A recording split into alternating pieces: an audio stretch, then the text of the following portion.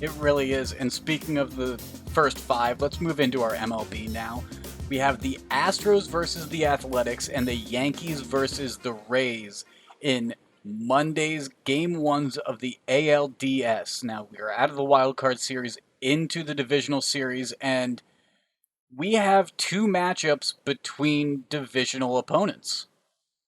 Yeah, we do. AL West, AL East, Yankees at Rays is obviously going to bring a lot of the attention with the New York market involved and Stanton and Judge being probably two of the bigger faces in baseball. But the Astros coming off their cheating scandal, honestly, right now they did not win the AL West. The Athletics won the AL West, so the Astros are slight dogs here. But the Astros went 3-7 versus the Athletics in the regular season. But I just think they're playing better than the Athletics right now. I think their bats are hot. I think their pitching's good enough. Maybe not in game one, as you pointed out to me earlier, Higgins, but I like the Astros in this series at plus 110.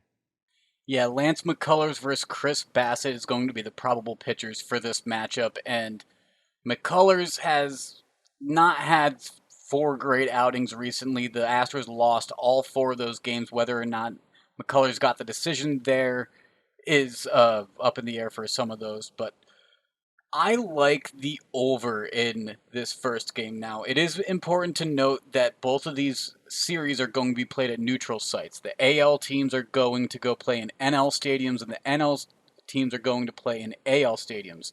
So we have the Astros versus Athletics playing in Los Angeles in the Dodger Stadium, and we have the Yankees versus Rays going and playing in the Padres Stadium. So I like the Astros Athletics to go over 8. Like I said, McCullers, he kind of blew up in his past four outings recently.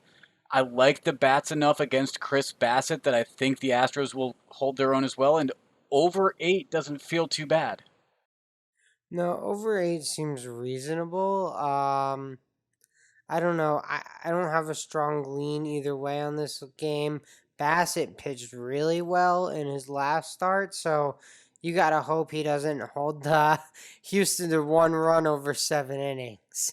Yeah, 7 innings, only allowed 6 hits, got 5 Ks against the White Sox. However, I feel like the Astros bats might be a little bit more prepared. The White Sox have a great team, don't get me wrong, but they're a little bit young.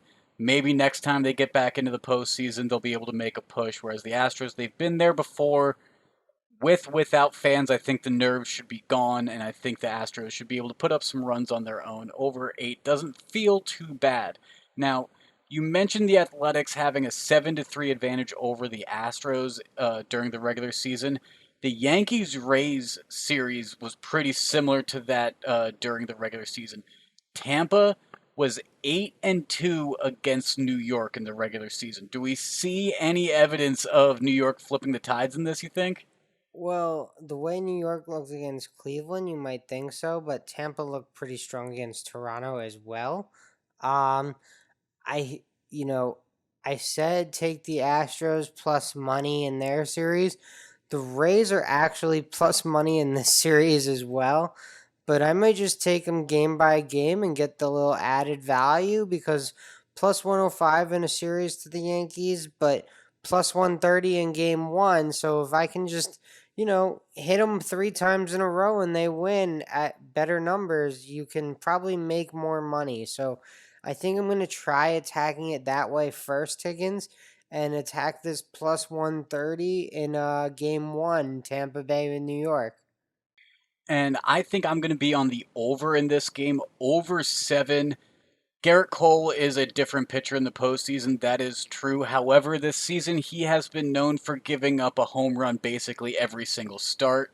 So that's at least a run or two right there. Blake Snell did have a fantastic outing of 5 1/3 with no runs allowed against the Blue Jays in his postseason outing. However, I think Yankees, Tampa, they have the bat power. They're going to be able to score some runs. Them playing in San Diego does worry me a little bit, though, because that is a pitcher's ballpark. Yeah, I mean, you just like overs. It's just who you are, Higgins. Like, put a game on it for in front of Higgins, and he's taking the over. He's not. He's. I can guarantee you, he's not taking the under. That's the only thing I can guarantee, I guess. If I say I'm taking the under, you have to take a real hard look at why that would be. And actually, Brett, since I'm on both overs, just out of curiosity, I looked at what the parlay would be. It's at about plus 280. However, since we made this rundown and looked at the sports books, the over under for that Astros Athletics game has already changed. It's up to 8.5 now. Uh oh, they listened to the podcast before it came out. Who are you streaming to? I the FBI. I think my FBI agent's listening a little too close and forced some line movement or something. Something like that. Well, those are the two games that we have in the MLB on Monday, and then Tuesday's game will be great with the NBA the NL as well playing their game ones.